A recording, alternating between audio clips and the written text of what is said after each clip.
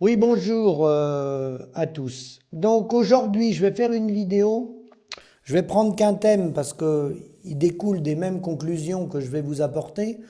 Vous verrez, comme je vous l'ai déjà dit, comme chaque année, il y a beaucoup de manifestations. Les gars qui manifestent sont courageux. Il faut toujours être courageux pour faire des mouvements, des manifestations.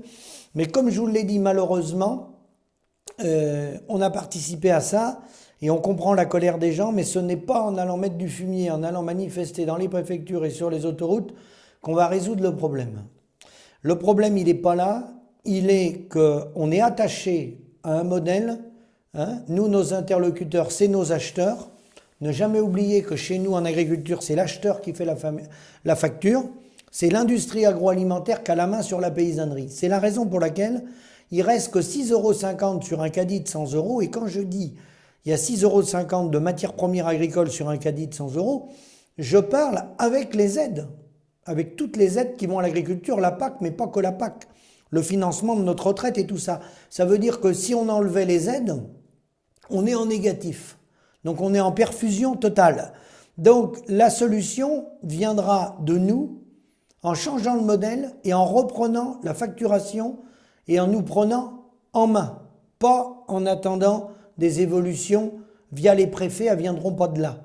Il faut se reprendre en main, reprendre la main sur la facture localement à travers d'autres circuits qu'on met en place nous-mêmes et qu'on ne soit plus à genoux devant l'industrie agroalimentaire qui est pilotée par le syndicat FNSEA. Alors je vais vous prendre quelques chiffres qui m'ont été envoyés par un journaliste que je remercie, un communiqué de presse du 12 décembre 2024, il ne peut pas être plus récent. La commission des comptes de l'agriculture française est dans une crise profonde et durable. C'est pas moi qui le dis, hein, vous voyez. En plus, vous voyez, le mieux de tout, vous allez peut-être pas voir, mais c'est le logo de la Chambre d'agriculture. Hein, c'est un logo, c'est une note de la Chambre d'agriculture. En 2024, le constat est sans appel. Hein. En 2024, la production agricole a reculé de 7,5% en valeur. Une baisse plus accentuée que celle de 2023, moins 1,5%. Le résultat de la branche agricole par actif non salarié s'est ainsi replié en 2024 de 10,2% en termes réels. L'excédent brut d'exploitation par exploitation moyen, donc le BE par exploitation, a reculé de 26% pour s'établir à 66 450 €. Donc ça veut rien dire, hein, c'est pas le résultat ça. Le résultat courant avant impôt, écoutez bien, par actif, donc par exploitant, non salarié, exploitant agricole, les données du RICA diminuent quant à lui de 40% sur un an, qui fixe le revenu moyen, alors il parle de revenu, de 36 200 €. Alors ça tombe bien parce que les ratios économiques maintenant on les a. Là il parle, c'est un revenu, il mélange le revenu avec le bénéfice d'entreprise, comme je vous l'ai dit. Il parle de revenu agricole déclaré, 36 200 € par actif. Donc pour avoir les prélèvements réels, le revenu réel, les prélèvements privés réels, il faut prendre 40% de ce montant-là. Ça, on l'a vérifié, on peut le faire, hein, il y a des données économiques pour le faire.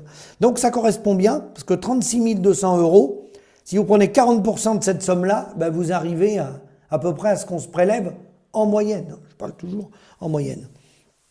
Tout ça pour dire que vous avez vu le résultat. On a eu une augmentation terrible de la productivité, des volumes par exploitation produits. Les gens produisent avec beaucoup de poulaillers, bâtiments à canards, bâtiments à lapins, des blocs de traite importants, des productions de vaches allaitantes. Il n'est pas rare maintenant de voir deux frères avec 150 ou 200 vaches allaitantes. Vous voyez la productivité, le volume de productivité. Tout ça consiste à lutter dans le modèle capitaliste contre la baisse tendancielle du taux de profit. Et l'intérêt de faire travailler les petits soldats, de concentrer les outils de production, que ça soit en lait, que ça soit en volaille, que ça soit, peu importe, hein, c'est de mettre le maximum de volume de production sur chaque tête de travailleur pour conserver les marges des gens qui sont autour, donc agroalimentaire, agro-industrie, hein, et ça consiste, le fait que nous, on produise plus, on va dans le sens que nous demandent les gens qui nous exploitent de lutter contre la baisse tendancielle du taux de profit. Parce qu'on va faire des volumes 3, 4, 5, 20 fois plus importants que nos grands-parents pour justement lutter contre cette baisse tendancielle du taux de profit. Et eux, ils vont continuer à prendre leur marge. Petits soldats travaillaient beaucoup. Nous, on s'occupe de tout. On s'occupe du reste. Et demain, avec InVivo, on va s'occuper de la gestion des exploitations. Donc tout ça pour vous dire qu'en plus, les données qui sont proférées sur les plateaux télé, les éléments de langage qui sont donnés par certains journalistes sont faux. Quand ils parlent que le responsable serait le consommateur, il y a plusieurs choses à prendre en ligne de compte. D'abord, il y a 20-30 ans, dans le budget des ménages, le logement représentait un quart du salaire des gens. Aujourd'hui, c'est un tiers.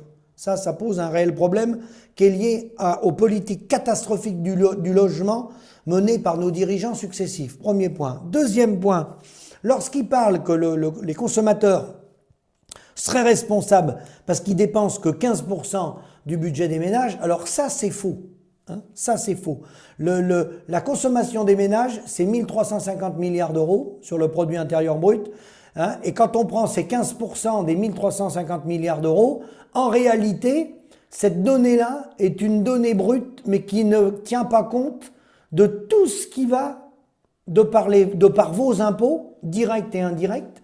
30% des impôts payés par les Français sont des impôts directs, 70% sont des impôts indirects, dont le plus injuste, la TVA. Vous payez par 53 millions d'adultes l'équivalent de 2100 € par Français par an qui vient financer le modèle agricole en plus de vos 15% du budget des ménages. Les 15%, effectivement, les chiffres, on peut les vérifier. Sur les 1350 milliards, c'est bien 15%. Mais il faut rajouter tous les impôts directs et indirects que vous payez. Alors, c'est la PAC, il n'y a pas que la PAC.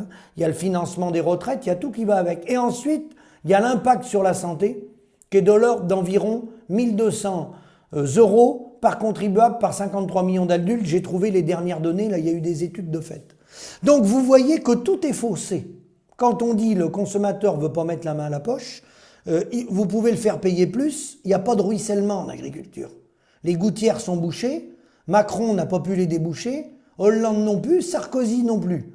Donc je ne sais pas ce qu'il faudra pour les déboucher, mais à un moment donné, il va bien falloir les déboucher, parce que si elles restent bouchées, les nourriciers, c'est les paysans. Les nourriciers, c'est les acteurs majeurs de demain pour répondre aux projets alimentaires territoriaux sur les territoires, pour assurer la sécurité civile des populations et avoir une nourriture de qualité saine toute l'année.